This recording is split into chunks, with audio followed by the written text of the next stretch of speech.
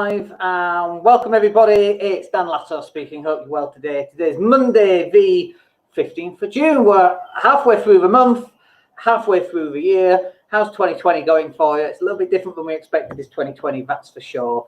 And as a reaction to all the stuff that's going on in the world, people are working from home a heck of a lot more than they were doing just a short time ago. So just 3 months ago, I mean, who would have guessed 3 months ago life would be like it is right now? It's just weird, isn't it? We're here in Spain. The lockdown's only just kind of been released, really, and we're able to go to shops and coffee shops and Primark and all of those different places. But it's weird as heck, quite frankly, and it's very uncomfortable. Everybody's wearing face masks and so on. But it has meant that the world of business has definitely changed for sure. And if you're not adapting your business to the nature of reality as it stands today, then you're going to miss a few tricks. And we've noticed a couple of things that are happening inside Facebook groups. Certainly a lot more people are coming into Facebook groups and they're trying to promote their business and they're kind of getting it wrong. So this session today is really about what can you do to improve the marketing that you're doing inside Facebook groups. And so we've got a list. Hey to everybody that's watching, please put a comment down below so I know that you're actually watching. If you've got a question, stick it in a box down below. It should come up on my screen and I can answer it for you. But we've got a couple of things that we want to run through in terms of groups. The first section is things that you shouldn't be doing in Facebook groups. And this is one of the big things that kind of winds me up a little bit, to be honest with you. And so someone comes in, they join a group, and almost instantly they don't add any value to the group at all. They just plug their business. And the way they plug their business is they stick a link, like a link back to their website, and it's like Smith's Joinery link and a link, as though there's value in that post. There's zero value in that post unless somebody at that specific point in time wants a joiner. They might click on it, but you should be adding more value inside that post. Let me just see, we've got a couple of people coming through. Yes, just about. I wish we could press the reset button for 2020. Just unplug it, plug it back in again. Totally agree on that. What a way to begin the decade. It's crazy, isn't it? Absolutely. So when you join a group, don't just post a link to your website and that's it. You're not adding any value. And so people just discount it. And then all that happens inside that group is it looks really spammy and there's no engagement in that group. And that's definitely not what we want either. And then the same goes for just posting a link back to your Facebook page, or even worse, actually, a link back to your Facebook group. So you're in somebody else's group and you're posting a link to your group. I mean, honestly, we'd probably delete those posts and probably remove the member because we know that they're just going to do it again. And so we don't want to have to deal with those kind of members. And so the idea here, Angelo's in the house. Welcome, Angelo. Hope you're well today. Thank you for joining. So what you want to be doing is you want to be adding value, but also you don't want to be annoying the admins inside the group because you're not going to last long inside that group, you see. You're just going to get your post removed and you're going to then be removed as well, especially if you just keep posting spam and the same thing again and again and again. So don't just post links, one to your website, two to your Facebook page, and three is a definite no-no. Don't post links back to somebody else's group or your group away from this group, okay? Next one is, and I've had this, where someone's posted something in a group and I go, that sounds interesting, tell me more. And they respond and say, click the link to find out more. Like, I'm clicking no link. And it's like, you don't say something back to the person saying, well, I'm not going to click a link. I've asked you a question. Why don't you just answer the goddamn question? Like, most people won't do that. Sometimes I might, depending on my frame of mind, but I know it's just going to piss them off as well. So all that ends up with is two people being really annoyed. But when somebody responds to you, actually answer their question. That's the point.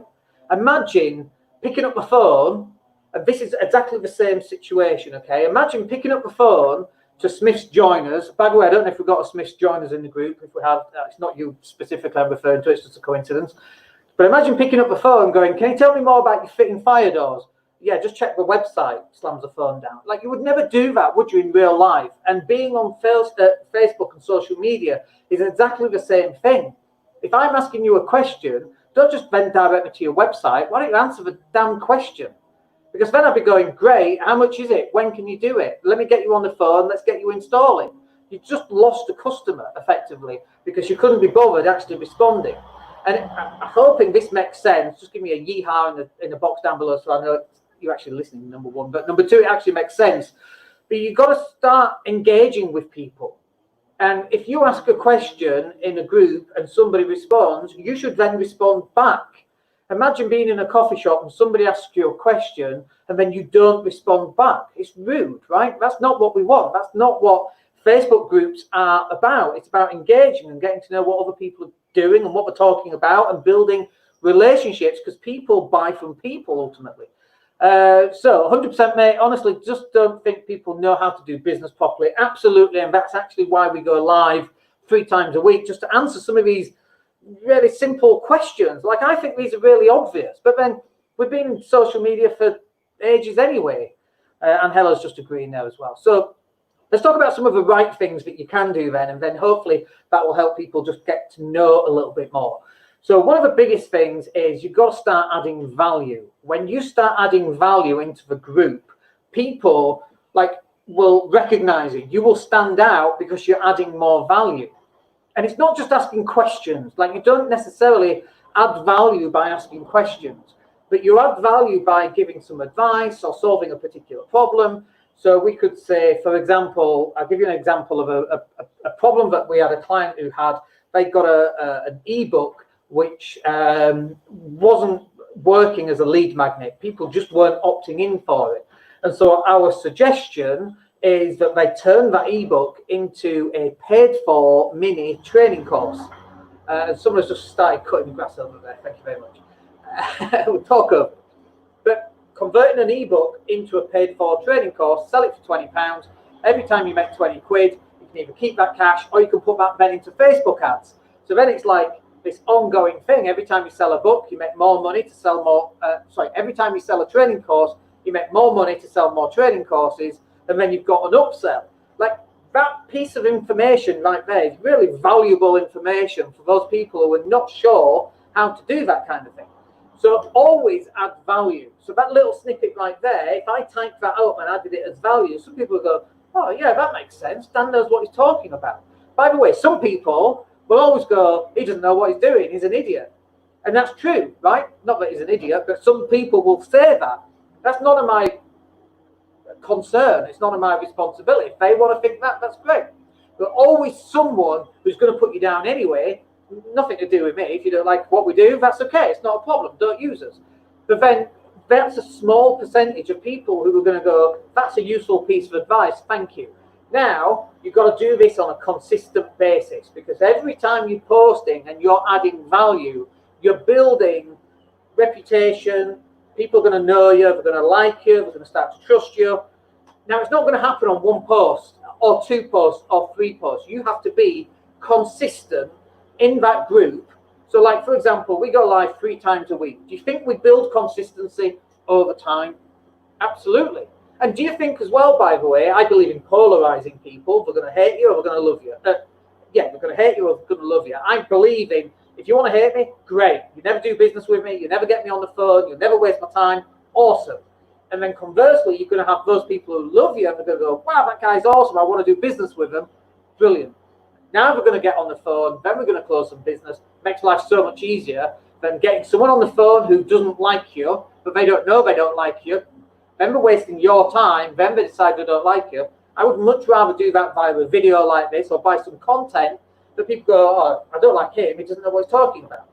Or you're going to get people going, yeah, makes total sense. Next time I need that thing, I need fire doors in my HMO, house of multiple occupation. Next, I'm going to use Smith's joinery. That's exactly what we're going to do. Is this useful information, by the way? Let me know. Just put your comment in the chat box. Next thing then is, so number 1 then is you've got to start adding value in Facebook groups, not just posting your links and posting for the sake of posting, but actually adding value with a kind of in the back of your mind with a thought about building relationships with people, because people buy from people. So add value. Number 2 then is you've got to identify your target audience. Now, so let's say, for example, in the Leeds business networking group that I'm an admin of, and we are streaming directly into that group, plus a couple of other groups as well. So in that group, for example, There's like 3,500 people, all do completely different things, totally random things. Someone who does meals at home where they come in and chef for you, which I think is an awesome idea, to people who do keep fit and joinery and fire alarms and CCTV, all sorts of different people, okay? So how do you identify your audience when there's 3,500 different types of business within that group? And you do it by asking a question. I'll give you an example. So the example, looking at my notes here, I used was, do you need cheaper stationery? Do you need fire doors? Or even better, are you a landlord and do you need cheaper fire doors? Like, you could even just stop at, are you a landlord? Because you might be a letting agency or an estate agency. Are you a landlord and need to find your next tenant? Like that straight away, if I'm not a landlord but I read that, I know in an instant not to read it because it's nothing to do with me. You could say, no, I'm not a landlord, I don't need to read that one. Are you overweight and would like to lose 6 kilos in the next 10 weeks? Brilliant, I'm overweight, I want to lose some weight, and let me read more. Now you're moving those people that it's got nothing to do with and that will not be interested, they'll just move on to the next post. And those people who are interested, now you've caught their attention. And that's what it's about. In identifying your target audience, you've now got their attention by asking one simple question. The other part of this is working out why you specifically. Like, I mean, for example, right now we're just installing fire doors in a couple of our houses to maintain our safety and improve lives for tenants and all that kind of thing, right? So right now, that's what we're looking for. We've actually got a joiner that does that. But as we know, over time, people generally let yourself down over a period of time, 20 years. They start off well and then they go downhill for whatever reason. So we might need another joiner. So you just put in, are you a landlord looking for fire doors? And I happen to be that person, then I will get them. Now, the next bit really is to explain what your unique selling proposition is. What's your USP? What's so special about that particular company? Now, it might just be that that business happened to post at the exact time that I need it. But you could also put in things like free survey available. Get a 3 quote. Like 3 quotes are pretty rubbish because everyone gives away 3 quotes. You need to work on something that's uniquely you. So the example I used, using a stationery salesperson's example, is free delivery in 90 minutes or your money back. Something like that. Like who's a pizza company that used to do that? Domino's, 30 minutes or your pizza's free. Brilliant. That changed the pizza industry when Domino's came in because that's their USP. So at the point of sale, you need how many reams? 12 reams of A4 paper. Great. Where are you? Leeds 12. Brilliant. I'll get that there within 90 minutes. Awesome. Like that's a really USP, unique selling point for that particular business. But you've got to explain what that is for the people within the Facebook group. So this is then what we move on to what we call branding and value. See, when we talk about branding, people think branding is, let me give you an example actually. I used to run a lettings agency 10, 15 years ago in Leeds. And Leeds United phoned us up and said, do you want to have your website address and your name on the billboard around a football match? I was like, well, why? And they're going, branding. I'm like, well, what does branding mean? Well, it's having your name splashed about. No. That's not what branding means. Branding takes place inside someone's head. And branding is about what a person thinks about and feels about your business. Like, for example, let's take Gap. I hate Gap, the clothing company. Khaki shorts. Why would I want to wear khaki shorts? Khaki in Leeds means crap anyway. Why would I want khaki shorts, right? Like, I know Gap. Everybody on the planet knows Gap. Not everyone on the planet knows Gap, but lots of people know Gap. I would never shop in Gap. So even though I know the name, I wouldn't shop there because it doesn't align to my brand values. It just doesn't. For whatever reason, I just don't like Gap. So the brand values is what you've got to be pushing out there so people understand what your brand values are. Let me give you another example. So we did a thing where we had a tenant who had coronavirus and we were checking in on all our tenants to make sure they were okay. We were talking about rent so we could prepare for who wasn't paying rent and who could.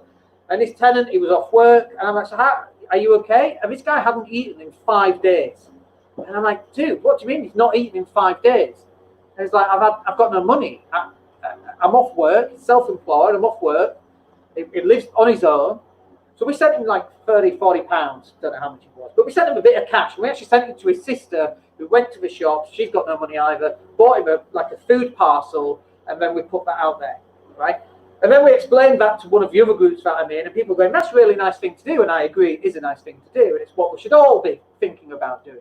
But right there, that establishes our brand in one kind of situation, not having a name and people recognizing our name, but people knowing what we do for people who are maybe less fortunate than we are.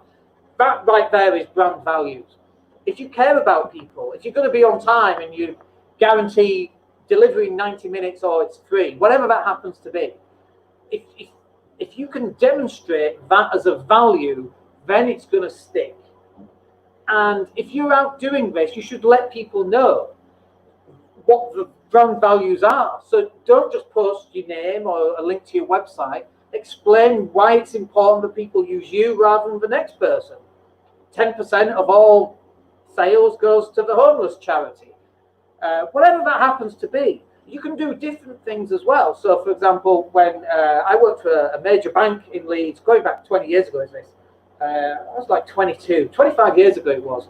And one of the things that we did once a month, at the end of the month, was we'd go around and we'd ask people for old clothes, we'd bag them up, and then we'd take them to either something like British Heart Foundation, or we'd take them to the homeless shelter so they could go through the clothes. Like, right there is wonderful brand values. And it's nothing to do with your business, but it demonstrates who you are as an individual, because let's face it, people buy from people. People buy from people that they know, like, and trust. Is this making sense, by the way?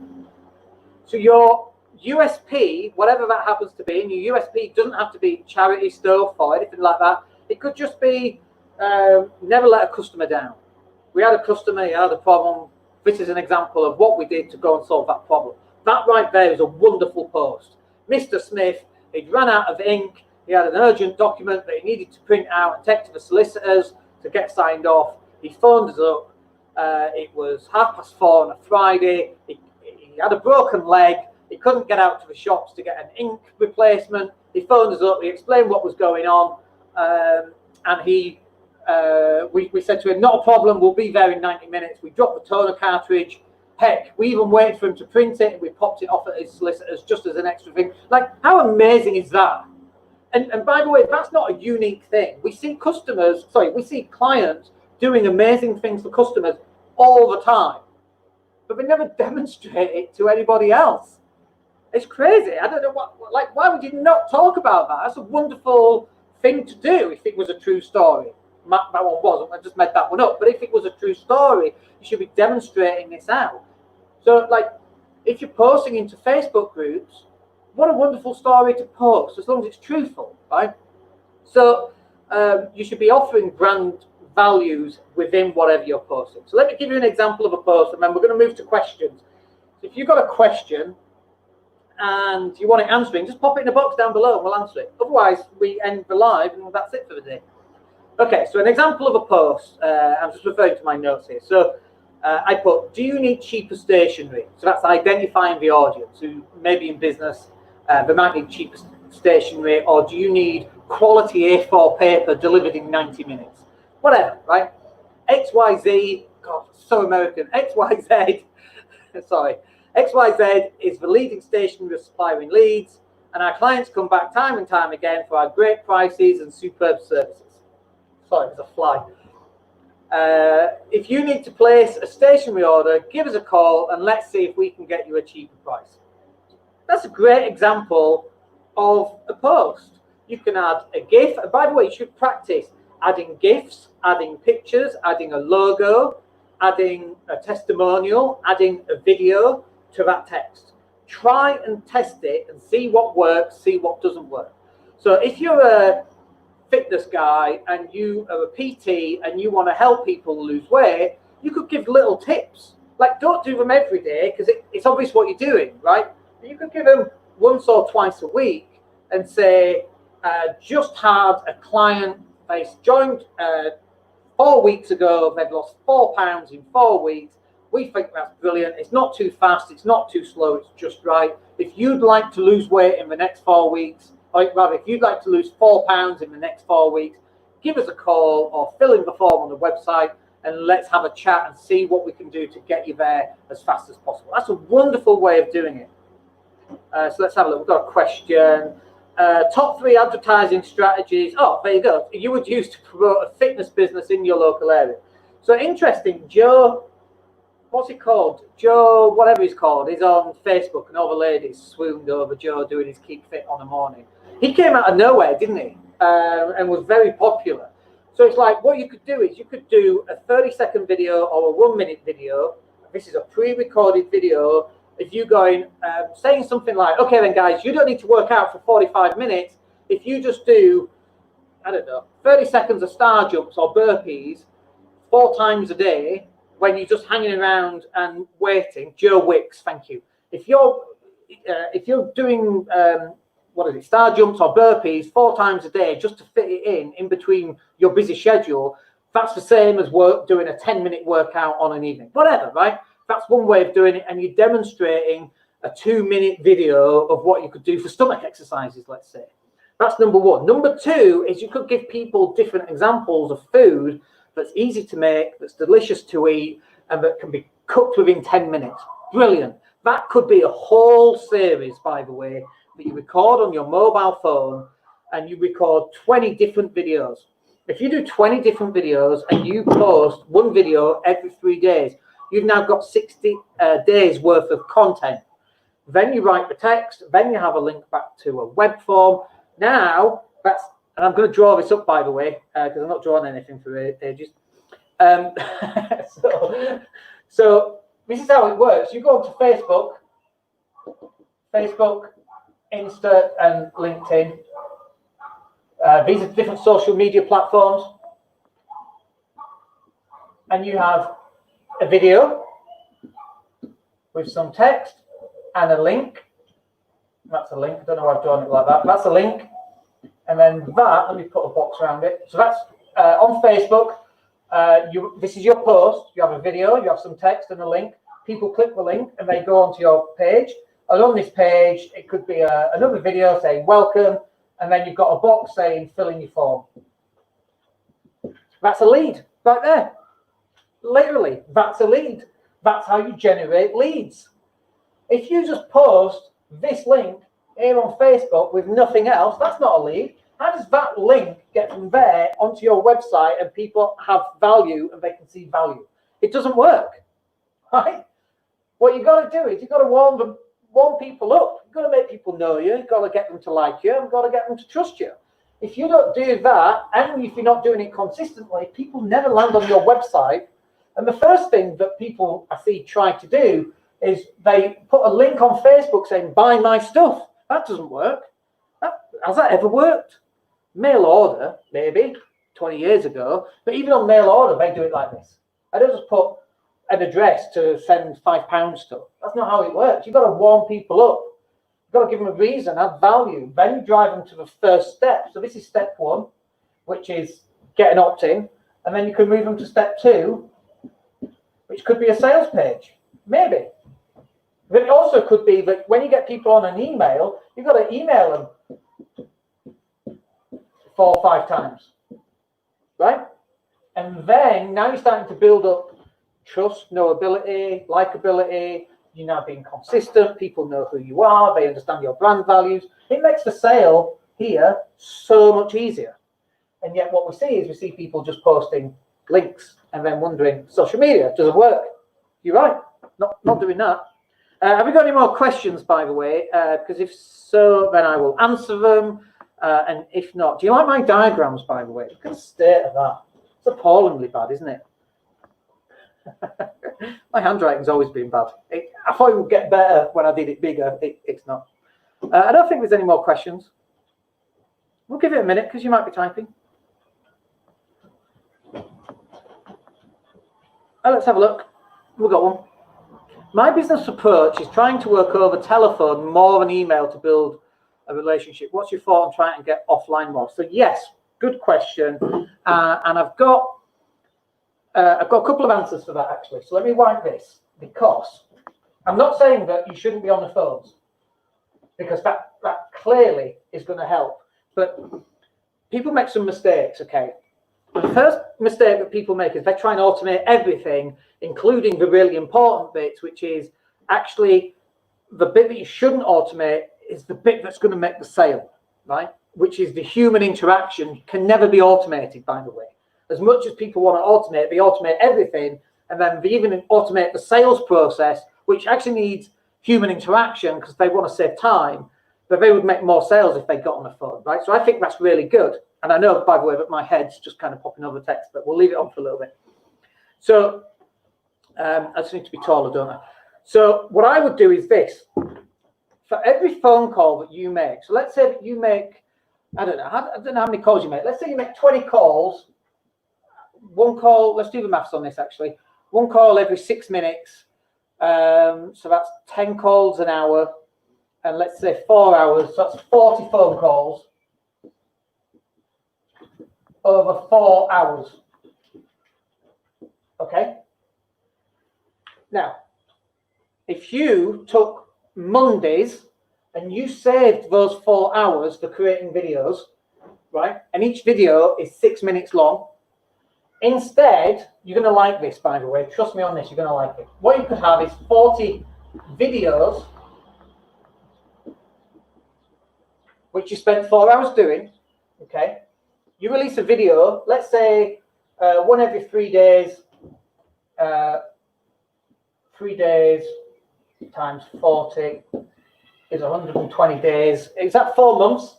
Yeah, 10 videos a month. Is that right? I don't know if my maths is right.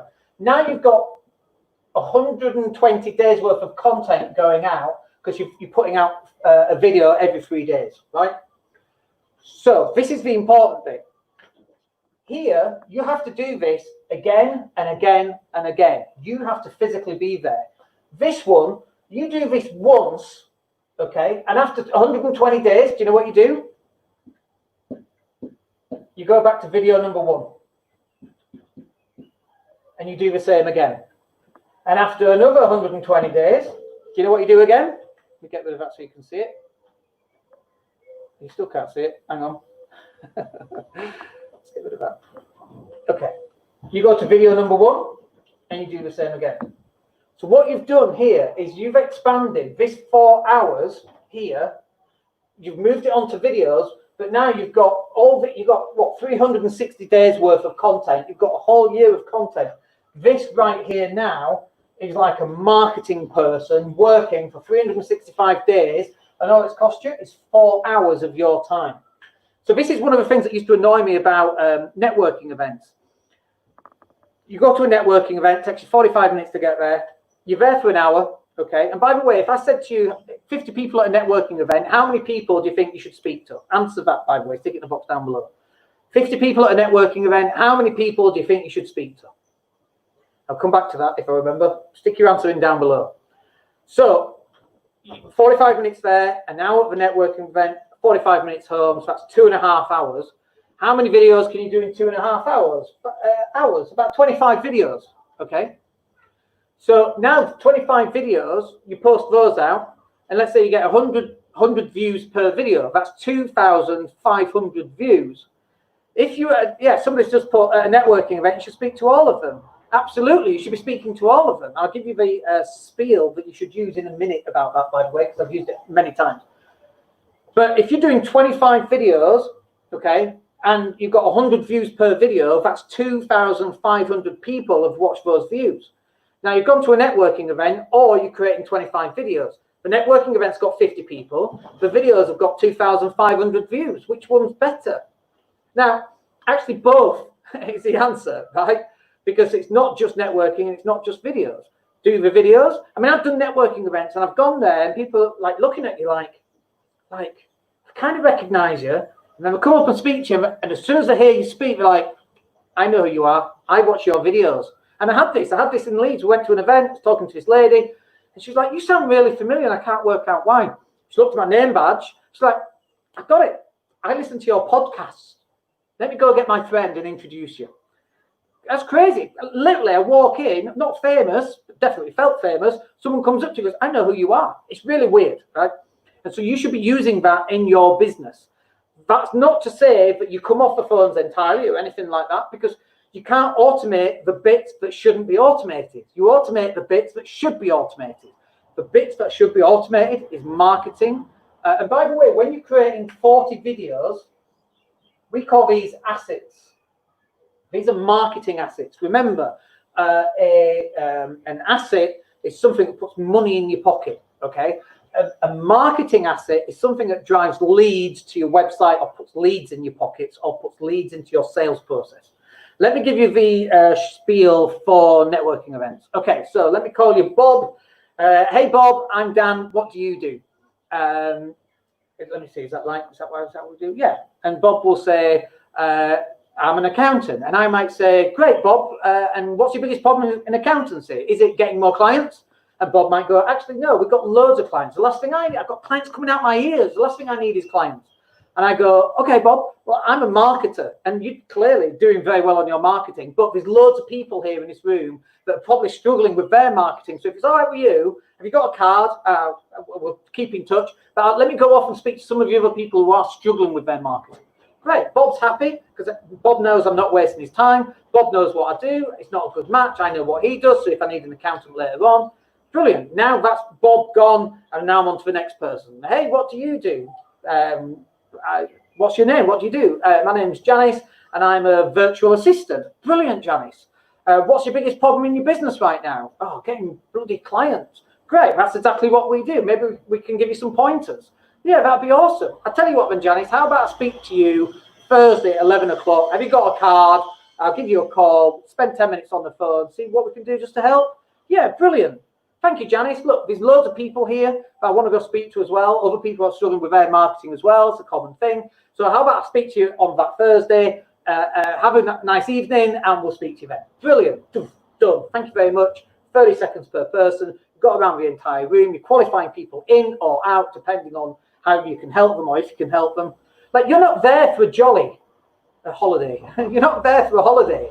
You're not there to speak to the same three people that you spoke to last month and the month before and the month before. You're there to network. You want to speak to the same people again? Get on the phones. Hey, Bob, we met last week. Should we meet up for coffee? Yeah, that'd be awesome. Now you're starting to build a network and people get to know who you are. Have we got any more questions there, by the way? Did I answer that question about being on the phones more than email? And there's a comment in here. At what point do you grab the beer after all this work? Whenever you like. But you see, if you build relationships, people will want to go out for a beer anyway. I've done networking events, okay, and just all your mates are there. And not mates, but people from work, and you get to know them, and they introduce you and so on. Brilliant, I answered that. But there's just something else I want to add on to that question about the phone calls, because this is what's really important. Because the phone call is a different section of your business. So, and I'm not going to give all of this because this is part of some of our paid for content. But right here, you've got marketing. The phone calls aren't marketing, okay? You might, unless it's a cold call, then it might be marketing. But I hate cold calling, by the way. And then you've got sales calls. These are two different things, right? So you might have a marketing call, I'll give you that. Or you've got a sales call, but they're two different things, okay? And you need to treat these as different things. And people try and do videos and have calls. This is the first time I've ever drawn this diagram, by the way, so I'm making this up as I go along. But you'll understand why. And this is the mistake that I see people doing. They see other people who've got sales videos, and they're trying to use video to get a sale. And they fail, right? It doesn't work. Videos shouldn't be used at the point of sale. Videos should be used in marketing. That's the whole point. Then You should have a call to action. So if I watch a video, they'll go yes, they click a link, they fill in their email address, maybe their telephone number, maybe go to a booking system where they can book an appointment in your calendar. Then from there, they get onto a sales call, right? What happens is people are going, they use video for marketing and then they try and use video for sales. And then they wonder why that stuff doesn't work. It doesn't. Automate the bits that should be automated, marketing.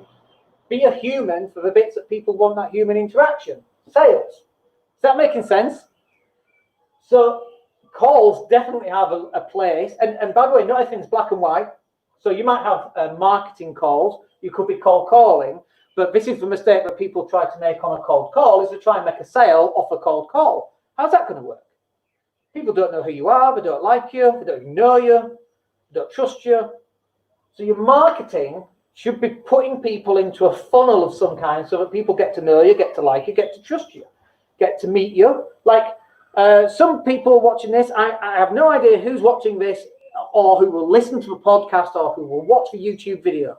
I guarantee in 6 months' time, when I'm able to leave Spain and come back to the UK, we're going to run a networking event. What's going to happen at that networking event? I'm going to be stood there talking to someone and there'll be other people waiting to speak to me. Imagine that. People waiting to speak to you at a networking event. Imagine, I heard this saying once, walk into a room where everybody knows who you are. Imagine that.